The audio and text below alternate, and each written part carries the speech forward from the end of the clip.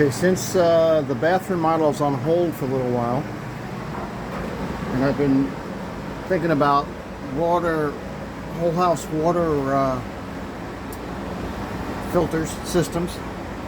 I'm looking at, this is the main coming in from the city, with a ball valve, of course, ground for the power. Powers the water heater. 3/4 inch. I'm just trying to get my head wrapped around it here, so hold on, let's go back in the bathroom. Yeah.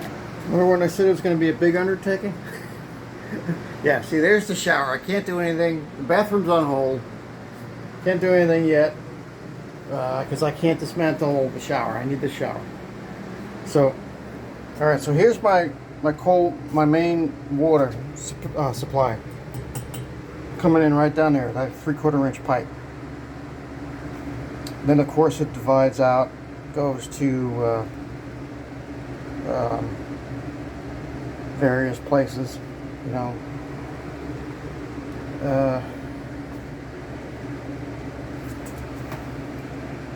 Yeah, I got that right. Yeah. Yeah. So technically, my cutoff only cuts off. Well, all right. That's for a different time. Let me get back to this. If I wanted to run a whole house filter system, I would have to run it from here. I would have to break this pipe, cut this pipe, and divert it through this wall. Because there's no other way to do it. I mean, that I can think of. I would have to tee it out, and then elbow it out, and then once it circulates through the filter and comes back out, I would have to elbow it in and tee it back in. Yeah, I don't know if I want to. I mean, there's no other good options. I've been looking and looking. Right, hold on, let me. I'll get you a good look here. Because that's the pipe going that I showed you on the other side of the wall. This is the hot water coming in from the water heater that feeds the rest of the house. So the cold water feeds the cold supply lines and everything, and the hot obviously feeds the hot. So yeah, this is the pipe. Hold on, maybe I'm talking myself out of this, or I'm talking myself into thinking about it more. Hold on. All right, I got fans going. It's another hot day. We just had some rain. Now it's muggy as all get out. But okay, so there's the other side of the pipe coming out that you saw. Here is a little bit of the wall that I have to elbow out of. I was thinking about putting, if I do this, which I'm not I don't have it set in my little caveman brain yet to do it. I'm gonna mount the 3. Amazon has a good one. I forget the name of it offhand. It's not the GE though. It's a 3 filter container. It's got high reviews, good reviews on it. So hold on, let me get another shot of this. Okay, you see this little part of the wall right here? This is where I would have to run the copper out from the T and the elbow, and install it on this wall, and then have it going back in to elbow and a T. So that's where I would have to do it, right alongside here.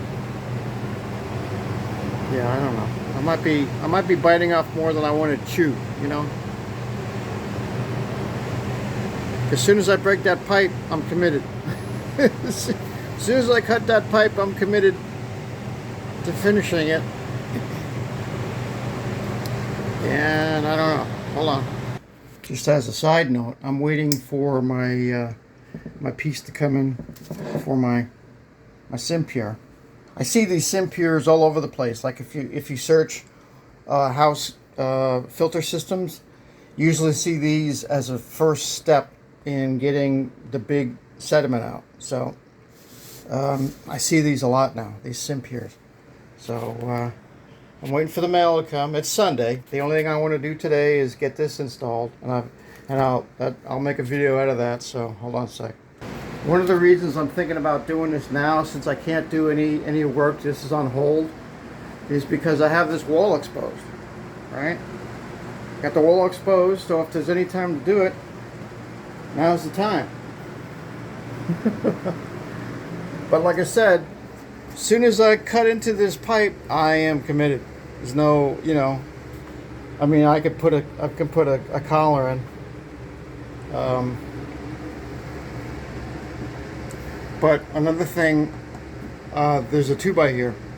So that's going to move everything over 1.5 inches. So the water heater might actually be, that view that I showed you, the space that I have to run my the pipe is going to be pushed out 1.5 inches more. I know it's hard. I'm not explaining it great, but so I mean, this actually could be a good thing, because if I do this water system, I would put a 2x up there, probably a 2x6 to mount it, and so this would actually, it would actually all be in a line. That's what I'm thinking anyway. I would probably poke a hole to see where this lines up, but I have a feeling that this is the inside corner of that wall, so this would actually be, if I poke a hole right here, it would be 1.5 inches away from that inside corner because of the thickness of the 2x. So anyway, getting back to this. I watched a video of this one guy, and I don't think he was a plumbing contractor, but I tell you what, it looks like he did all this stuff in an apartment. He had his torch, it worked, and it looked great. I'm trying to think of the name of the guy. Shoot, I can't think of the name of the guy. But his work looked good, and it worked out. And I mean, what he would do is he would have his torch on the floor, and he would hold the piece of whatever he was working with some channel locks or some vice grips, and he would hold the piece up to the end of the torch. It's like, whoa, but it worked out. So anyway, I really got to wrap my head around this, because like I said, once I break into this, not break into it, but once I cut into this, I'm pretty much committed. So if I was to do it, I would figure out the height of it. I would tee, right?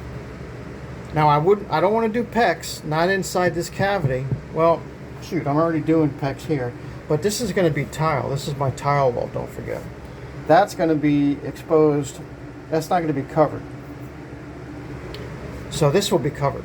So if this fails, it's going to destroy this wall. So anyway, I don't think I want to do pecs. Not in this cavity. So I would tee it, elbow it, and then once I get through this wall, then I could pecs it from there until I wrap it around, and then come back in this wall and elbow it, copper elbow and a copper tee. So T, elbow, elbow.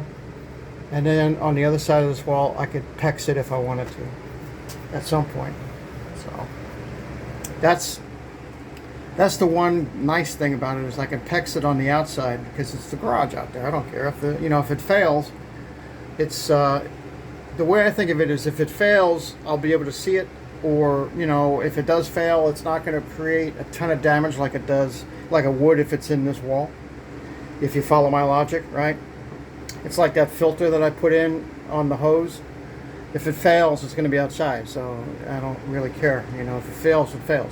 So I'm still wrapping my head around it. T, elbow, T, elbow. And I can do a lot of the work. Like I can do, I would try to do as much on the bench as I could. So I could do some of the pipe. I could do the fitting for the pecs. I could do the pecs, pipe, the elbow, and the short piece to the T. I could do that all on a bench for the two things. And I know I'm probably talking fast and I'm not really explaining it well, but the only thing I would have to do on on the wall is the 2 T's and the pipe and the short pipe to attach to the T. All right. I'm still thinking. Like I said, it's Sunday, and I'm waiting for the mail to come for that one piece for the 2 female threaded pieces, so I can hook up that Simpure. And now I'm just thinking, you know. So, I mean, the time to do it is now. And there's not a whole lot of room to work with on the other side of this wall between that the ground clamp and the ball valve. There's not a whole lot of room up there. So the best way to do it, I think, is going to be T and T off of this. Tee it out, having it run to, or tee it out, have it run to the filter, and do all that work, and then have it elbowed out, elbowed back in, and have it teed back in. All right, it's 11 minutes. Sorry about that. I'm just kind of, you know, talking. All right, I'll leave you with this beautiful shot right here. All right, stay tuned. There's gonna be more to come.